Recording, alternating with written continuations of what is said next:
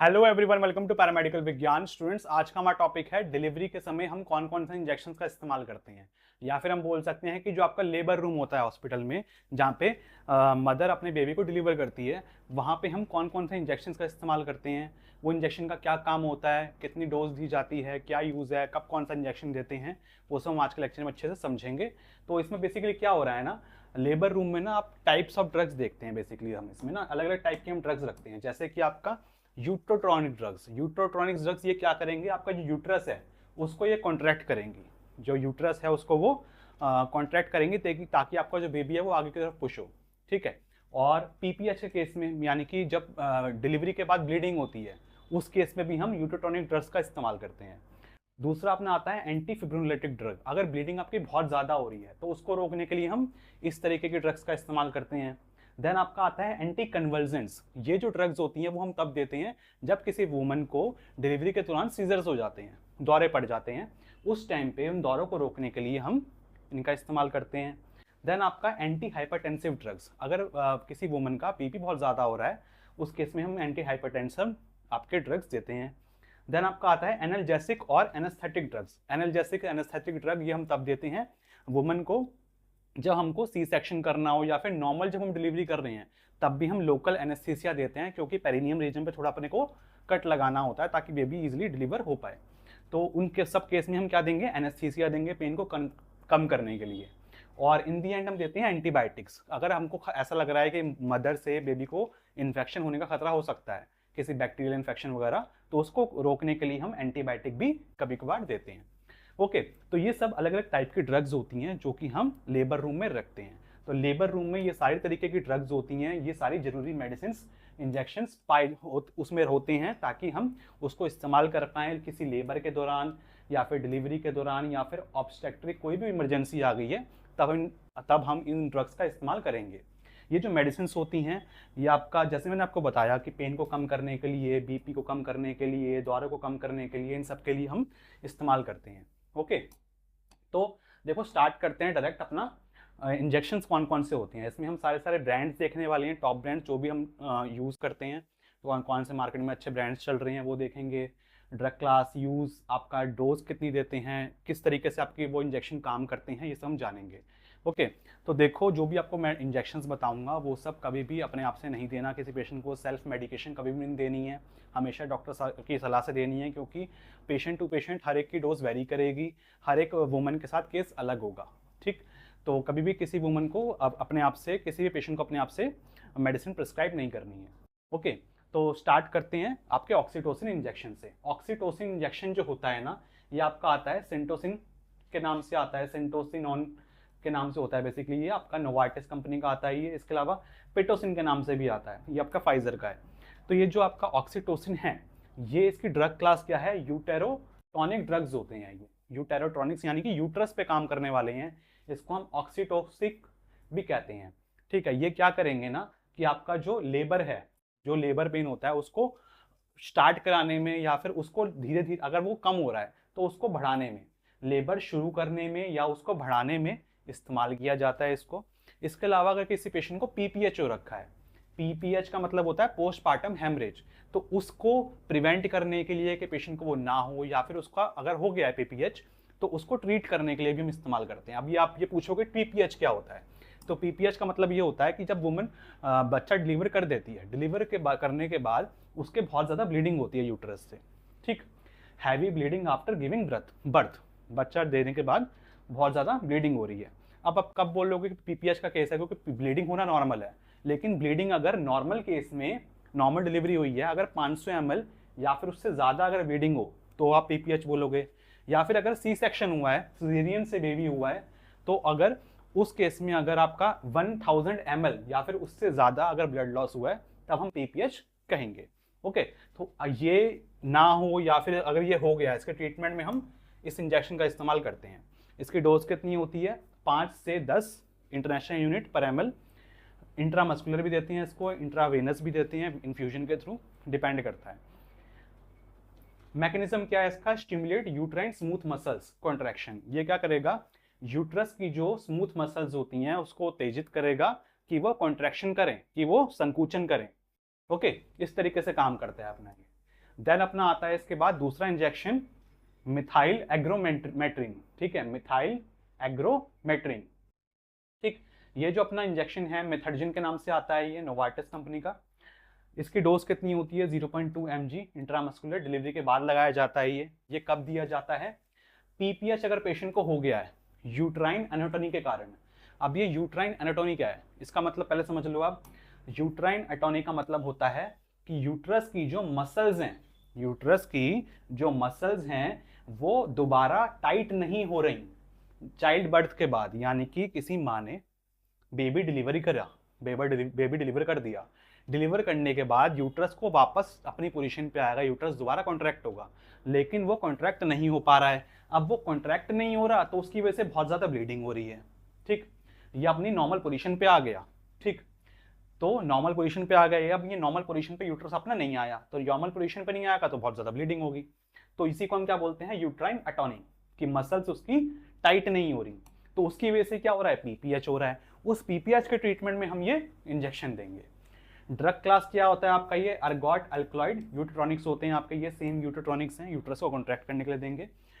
Mechanism क्या है इसका, produce strong and sustained uterine contraction, मतलब कि गर्भाशय में शक्तिशाली और लगातार, यानी कि बहुत स्ट्रांग होती हैं ये और लगातार काफी लंबे टाइम तक ये कॉन्ट्रैक्शन करवाएंगे ताकि मसल्स जो है वो कॉन्ट्रैक्ट हो जाएं, यूट्रस की मसल जो है कॉन्ट्रैक्ट हो जाए। इसके कॉन्ट्राइंडिकेशंस क्या है कि वुमन को बीपी बढ़ सकता है उसका, वुमन का प्री एक्लेम्जिया का केस हो सकता है या फिर एक्लेम्जिया भी हो सकता है, ठीक है, यानी कि दौरे वगैरह पड़ सकते हैं। ये इसके कॉन्ट्राइंडिकेशंस हैं, साइड इफेक्ट्स बोल सकते हो आप। देन इसके बाद आपका आता है कार्बोप्रोस्ट। कार्बोप्रोस्ट जो इंजेक्शन है ये आपका कार्बोप्रोस्ट के नाम से ही आता है आपका, नियॉन कंपनी का।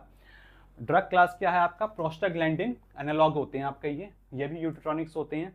ये किस में इस्तेमाल करे जाते हैं, पीपीएच में ये भी इस्तेमाल करे जाते हैं। यूट्राइन एटोनी की वजह से अगर पीपीएच हो तो ये भी दिया जाएगा।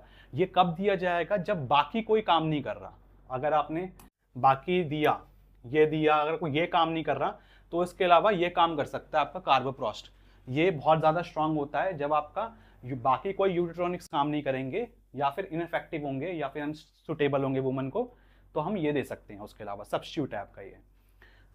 डोज क्या होता है, रूट क्या होता है, 250 माइक्रोग्राम दिया जाता है, 0.25 mg इंट्रामस्कुलर दिया जाता है। मैकेनिज्म क्या है इसका, प्रोड्यूस स्ट्रॉन्ग यूट्राइन कॉन्ट्रैक्शन, ये आपका यूट्रस को कॉन्ट्रैक्ट करेंगे, हेल्प टू कंट्रोल ब्लीडिंग, और ब्लीडिंग को भी ये कंट्रोल करेंगे।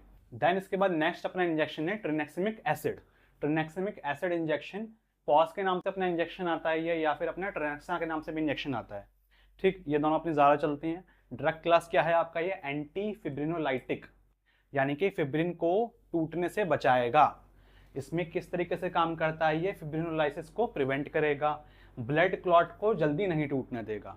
यानी कि अगर पेशेंट को ब्लीडिंग हो रही है तब हम देते हैं ये, ब्लीडिंग को कम करने के लिए, reduce bleeding in PPH. PPH patient को हो गया है, उस केस में ब्लीडिंग बहुत ज़्यादा हो रही है, तो ब्लीडिंग बहुत ज़्यादा को रोकने के लिए हम ये देते हैं।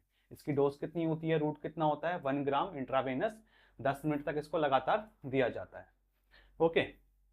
देन आप आ जाओ उसके बाद मैग्नीशियम सल्फेट इंजेक्शन पे। मैग्नीशियम सल्फेट इंजेक्शन, मैग्नीयून के नाम से अपना इंजेक्शन आता है ये। ड्रग क्लास क्या है इसकी, एंटी कन्वल्जेंट्स। कन्वल्जेंट्स हम कब देंगे, सीजर्स के केस में, यानी कि दौरे पड़ने के केस में। अगर पेशेंट को दौरे पड़ गए हैं डिलीवरी के दौरान तब हम देते हैं।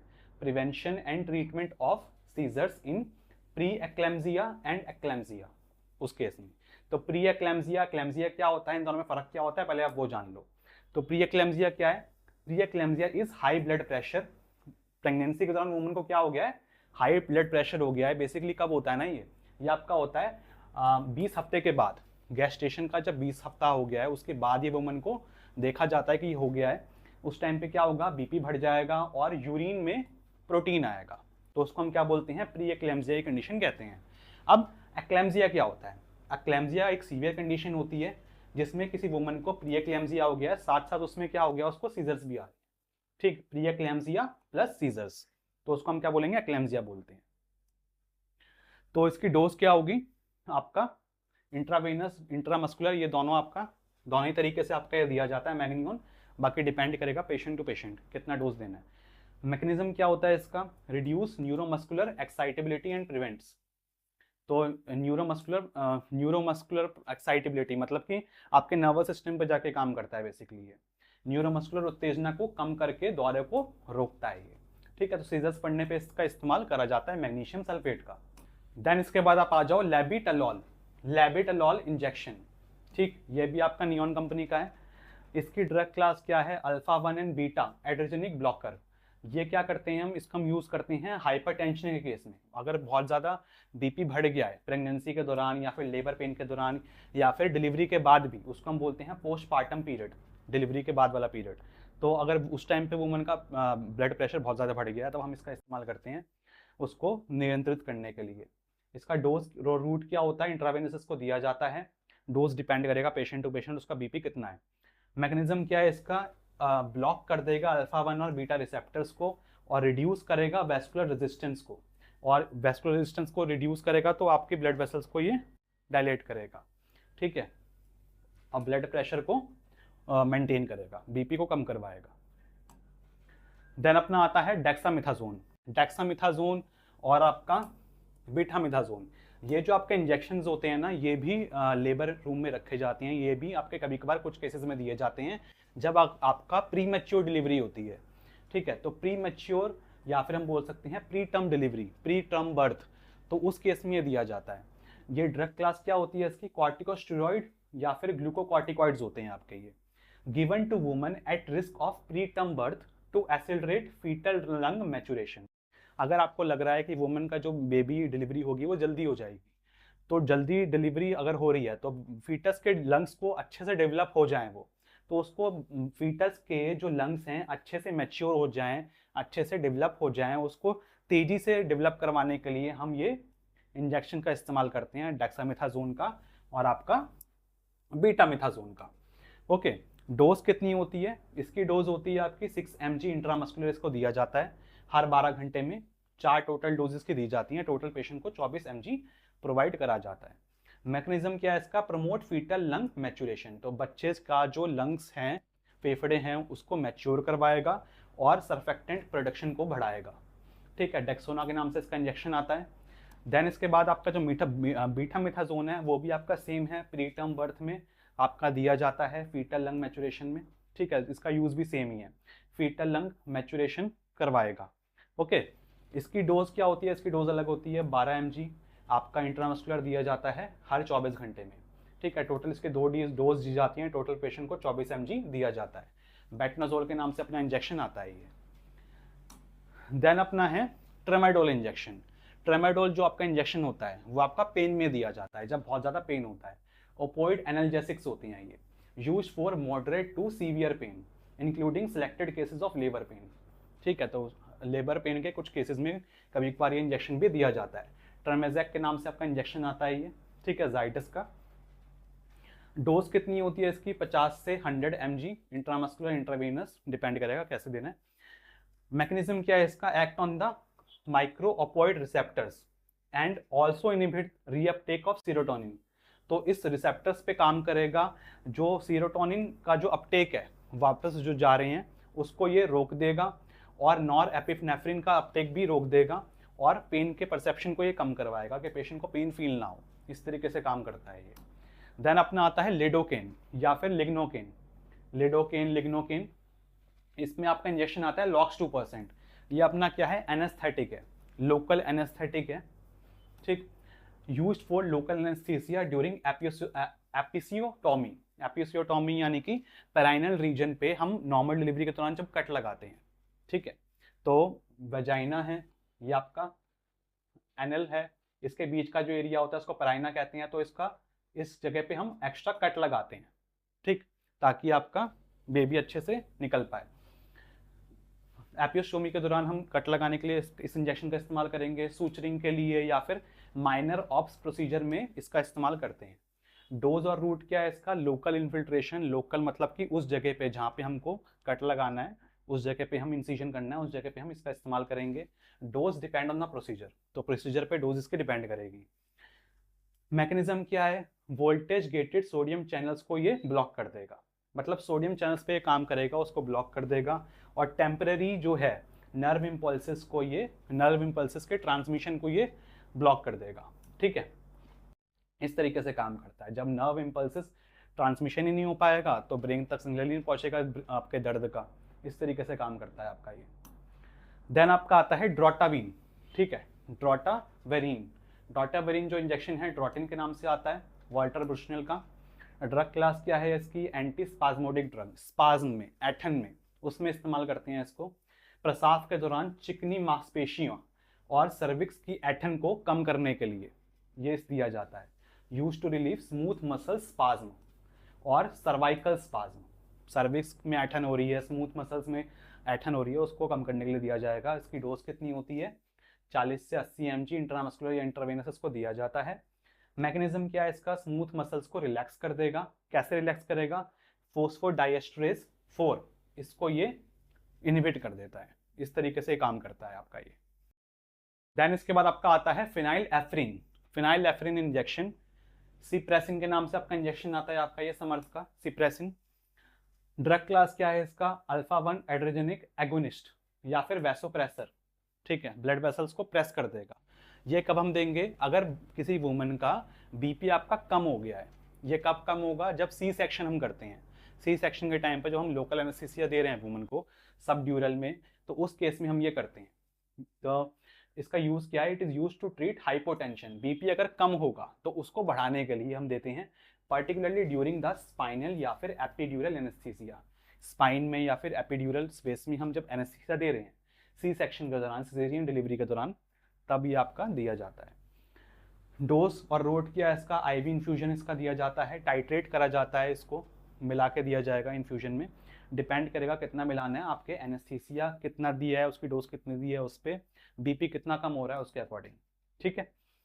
मैकेनिज्म क्या है इसका, alpha 1 receptor stimulate cause vasoconstriction. तो अल्फा 1 रिसेप्टर्स को ये स्टिमुलेट कर देगा, उत्तेजित कर देगा, जिसकी वजह से क्या होगा, आपके जो ब्लड वेसल्स हैं वो कॉन्स्ट्रिक्ट हो जाएंगी, ब्लड वेसल्स की जो वॉल्स हैं वो पास पास आ जाएंगी, जिसकी वजह से बीपी जो होगा वो बढ़ जाएगा और बीपी को ये बढ़ा देगा। देन आपका आता है डाइनोप्रोस्टोन जेल। डाइनोप्रोस्टोन जेल जो होता है प्रिमिजिन के नाम से आपका आता है ये, भारत सीरम का। इसके अलावा सर्विप्राइन ये आपका ये भी आता है, ठीक। सर्विप्राइन नॉर्मल से कोई भी जेल आप इस्तेमाल पेशेंट को देते हैं। इसके अलावा नियोन का भी आता है आपका, डाइनोस्टेट। तो ड्रग क्लास क्या है इसकी, प्रोस्टाग्लैंडिन E2 या फिर यूटोट्रॉनिक्स, ये भी कॉन्ट्रैक्शन का काम करेंगे।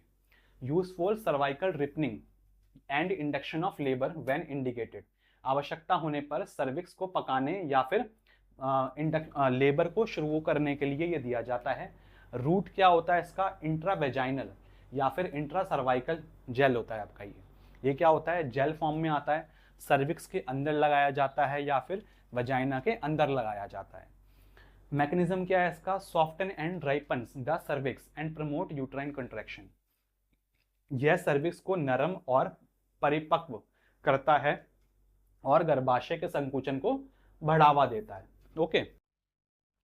देन इसके बाद लास्ट अपना आता है विटामिन K1 का इंजेक्शन। विटामिन K1 जो होता है आपका आता है फाइटोमिनाडोइन के नाम से आपका इंजेक्शन आता है, किनोडोइन के नाम से आपका इंजेक्शन आता है। ये जो इंजेक्शन होता है वो आपका बच्चे को लगाया जाता है तुरंत बाद, डिलीवरी के बाद बच्चे को लगाया जाता है, given to newborns after birth to prevent vitamin K deficiency bleeding. कि विटामिन K की कमी की वजह से बच्चे को कहीं ब्लीडिंग ना हो जाए, उसको रोकने के लिए दिया जाता है। ये क्या है, अपना विटामिन है या फिर कोगुलेशन एजेंट भी बोल सकते हैं इसको हम। इसकी डोज और रोट कितना होता है, डोज होती है इसकी 1 mg इंट्रामस्कुलर इसको दिया जाता है मोस्टली न्यूबॉर्न्स को, ठीक है। मतलब मोस्टली केसेस में इतनी डोजेस दी जाती है, बाकी कम ज़्यादा डिपेंड करता है बच्चे टू बच्चा। देन इसके बाद इसका मैकेनिज्म क्या है, help the liver synthesis vitamin के डिपेंडेंट क्लॉटिंग फैक्टर्स।